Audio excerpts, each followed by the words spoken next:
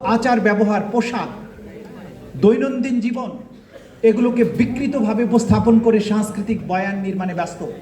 সেই বয়ানের বিপরীতে পাল্টা বয়ান তৈরি করতে হবে যে আপনারা এই দেশের মূলত স্বাধীনতা, সার্বভৌমত্বের রক্ষক শক্তি। আপনাদেরকে ইতিহাস জানতে হবে। এই বাংলায় ঘুরি, বাবর, আবদালি এবং মুঘলরা এসছে।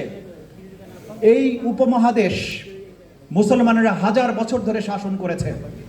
ব্রিটিশরা যখন আমাদের স্বাধীনতা কেড়ে নিয়েছিল, তাদের বিরুদ্ধে স্বাধীনতার সংগ্রামে সবচাইতে বেশি অগ্রণী ভূমিকা ছিল আমাদের আলেম সমাজের।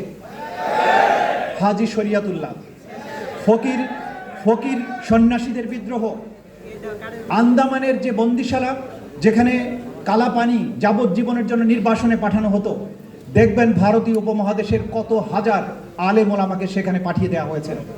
এই ইতিহাস যদি না জানেন, তাহলে আপনাদের মধ্যে হীনমন্যতা কাজ করবে যে আমরা বোধহয় স্বাধীনতার সার্বভৌমত্বের পক্ষের শক্তি নই, রক্ষক শক্তি নই। কারণ শাহবাগীরা সেই বয়ানটা তৈরি করতে পেরেছিল যে বাংলাদেশের স্বাধীনতার বিপক্ষে শক্তি মানে দাঁড়িয়ে এবং টুপিওয়ালা মানুষ। এই বয়ানকে ভেঙে দেওয়ার দায়িত্ব আপনাদের এই বয়ান ভেঙে দেওয়ার কাজটা করতেই হবে। আজকে আপনাদের বক্তৃতায় অগ্নিঝরা বক্তব্য আমি শুনি, আবেগের কথা শুনি, কিন্তু মনে রাখতে হবে একই সাথে সায়েন্স, টেকনোলজি, ইতিহাস, এই দেশের মানুষের কৃষ্টি কালচার সম্পর্কে সম্যক ধারণা থাকা, এই ভূখণ্ডে মুসলমানদের কি অবদান ছিল সেটা আপনাদের জানা থাকা খুবই জরুরি। কারণ দিন শেষে আপনারাই, এই আলেম ওলামারা, মুসলমানেরা বাংলাদেশের স্বাধীনতা, সার্বভৌমত্বের রক্ষক, আর কেউ নয়। 5ই মে শাপলা চত্বরে যে বর্বর গণহত্যা করা হয়েছিল, সেটা করে বাংলাদেশে শুধু ইসলামের উত্থানকে রোধ করতে চেয়েছে তা কিন্তু নয়। তারা আমাদের সংস্কৃতি থেকে আমাদের বিশ্বাসকে মুছে দেওয়ার চেষ্টা করেছে, যাতে করে বাংলাদেশে কেউ টুপি দাড়ি রাখতেই সাহস না পায়। তারা এমন একটা সংস্কৃতি তৈরি করেছিল, 1989 সাল থেকে শুরু হওয়া বৈশাখী আনন্দ মেলা, তারা মঙ্গল শোভাযাত্রা নাম দিয়ে সেখানে টুপি দাড়িওয়ালাদেরকে ব্যঙ্গাত্মক মূর্তি বানিয়ে প্রচার করতে শুরু করলো যে এরাই হচ্ছে অশুভ শক্তি। এই যে সাংস্কৃতিক বয়ান, এটার কিন্তু মারাত্মক প্রভাব আছে সমাজে। কিন্তু আল্লাহর রহমতে 2024-এর 5ই আগস্ট যখন বাংলাদেশের শেকড় শুদ্ধ এই ফ্যাসিস্ট, সেই নৈরাজ্যবাদী শক্তি বাংলাদেশ থেকে দিল্লি পর্যন্ত পালিয়ে গেল, তারপরে বাংলাদেশে যে আনন্দ শোভাযাত্রা হলো, সেখানে কিন্তু হাজার বছরের পুরানো মোগলদের ঐতিহ্য, সেই তাজিয়া মিছিল বলেন অথবা মুসলমানদের ঈদ আনন্দ যাত্রার যে সাংস্কৃতিক যে প্রবাহ, সেগুলোর বয়ান কিন্তু আমরা দেখতে পেয়েছি 2025 সালে যখন বাংলাদেশে বৈশাখী মেলা উদযাপিত হলো। এই যে সাংস্কৃতিক বয়ানের ক্ষেত্রে মুসলমানেরা যদি সচেতন না হন, সক্রিয় ভূমিকা পালন না করেন, তাহলে কিন্তু বারে বারে আমাদের শাপলা চত্বরের মোকাবেলা করতে হবে। আমি এবার মামলার দিকটায় বলবো।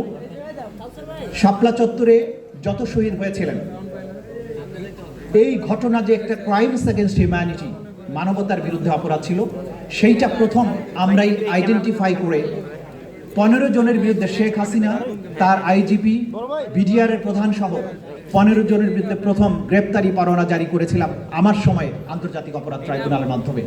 যে মামলা এখন বিচারাধীন আছে, তদন্তাধীন আছে। আমরা আশা করছি খুব শীঘ্রই হয়তো হেফাজতে ইসলামের এই 5ই মের যে গণহত্যা বা মানবতা বিরোধী অপরাধ, সেই মামলার তদন্ত রিপোর্ট দাখিল হবে। কিন্তু যেটা আপনাদেরকে করতে হবে, হাজার হাজার মানুষ সেদিন ভিক্টিমাইজ হয়েছিলেন। তদন্ত সংস্থার স্বল্প কয়েকজন তদন্তকারীর পক্ষে সব ঘটনা তুলে আনা সম্ভব নয়। আমার সাথে হেফাজত ইসলামের যারা দেখা করেছিলেন তাদেরকেও বলেছি, আপনাদের প্রত্যেকটি শহীদের তথ্য আন্তর্জাতিক অপরাধ ট্রাইব্যুনালের কাছে পৌঁছানোর ব্যবস্থা করুন।